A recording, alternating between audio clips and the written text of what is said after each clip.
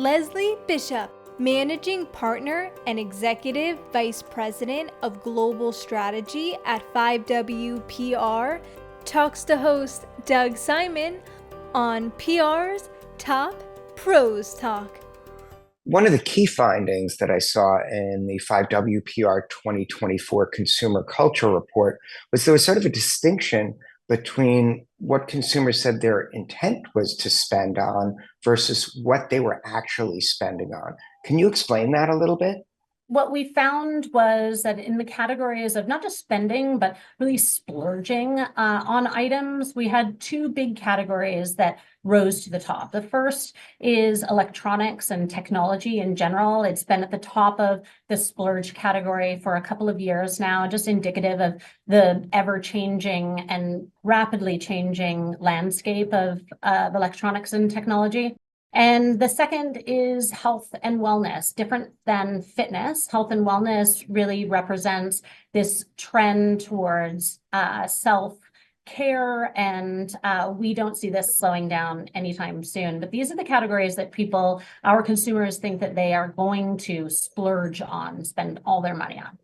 From a communications perspective, do you want to be marketing to what they've been doing and spending on, or to what you think their intent is?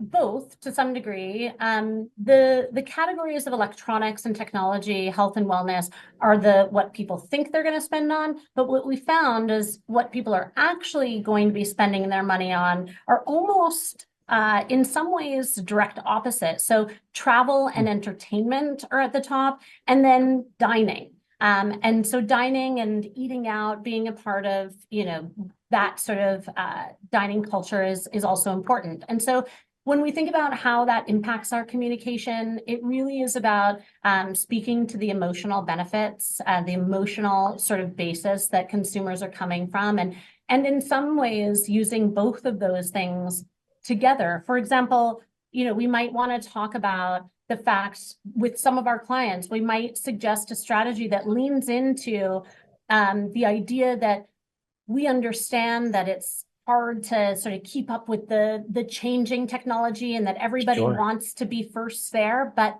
that sometimes it's important to disconnect. And so travel and entertainment are a really great counterbalance to that. And so we can bring all of those things into a message depending on the client that we are working with at that time.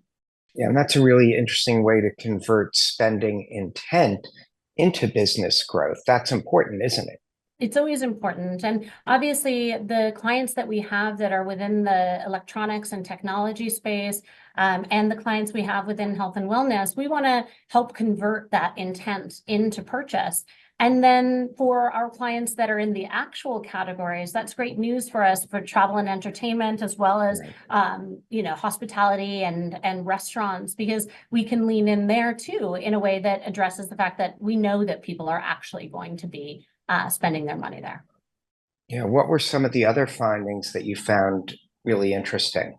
One of the other things that we found was in relationship to word of mouth and how word of mouth has been changing over the past year, and certainly I think will continue to change into this year as well. What we found is that word of mouth used to be really reliant on sort of distant referrals, whether it was a review on any given site, a review of the product or service, or whether it was an influencer that may be popping up across your social feeds.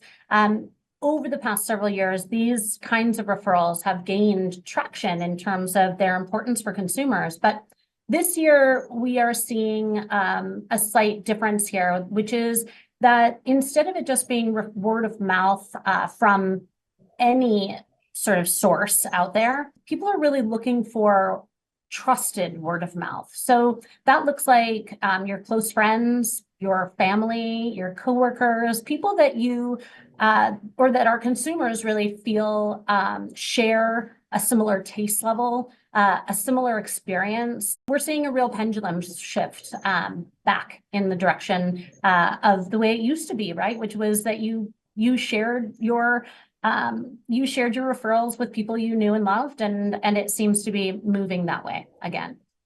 That's really interesting. It's also interesting related to a finding we had when we surveyed consumers about their trusted media. What Ah, media do they trust? And we compared local TV news, which is a space that we work in, with social media. And Republicans and Democrats are identical.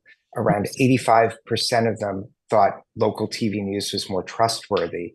And interestingly, even when it came to local versus network, it was still by a 2-to-1 margin that local wow. was most trusted. And I think a big factor is that is they're spending so little time covering politics and the election, because that's what's really happening on networks and cable channels. And if you think of local TV news as a throwback, I've got another throwback for you that was interesting that you found in the report, which was going in store, and people of all ages were seeming to want the in-store experience. It's really true. The referrals going back to trusted sources is one thing, and then it is also coming out in terms of the shopping experience.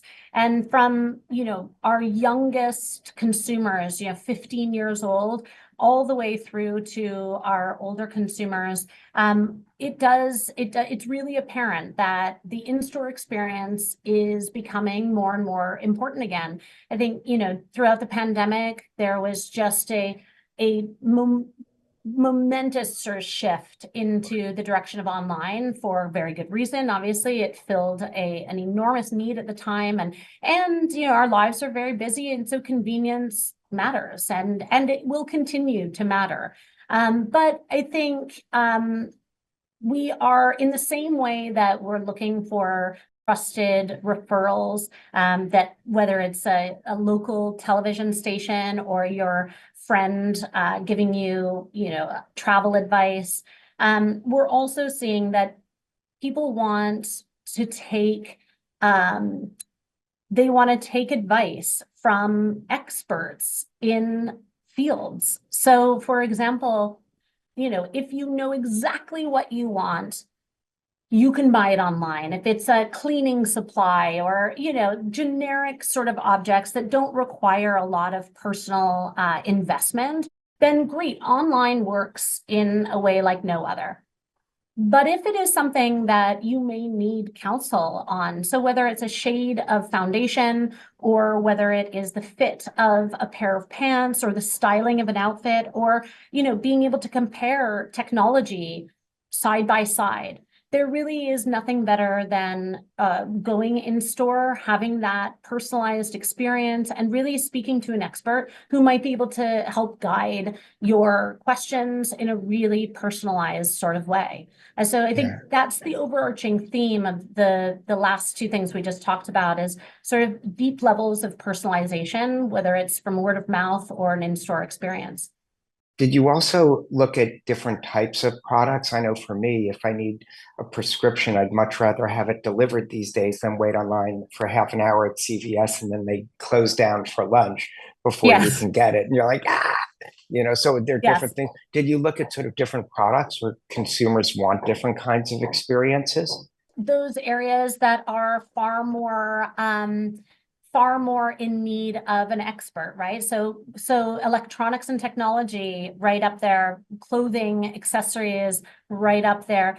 Think about things like even, baby products for a first-time parent. Like how on earth do you just like order it online? You have to go in and you got to look at things side by side. You got to pick up to see the weight of a stroller. And so across the board, there are many places where an in-store experience really benefits the consumer, and our younger consumers that we polled, I think they are feeling like they sort of missed out on a few years of really shaping that conversation. They just entered into consumer space where it was like pandemic, and this is the way it is. You order online, and I think more and more people are realizing like, oh, if I go in store and try it on, I might not have to, return it and do all of the annoying things. And by the way, nothing is more instant gratification than walking out of a store with the thing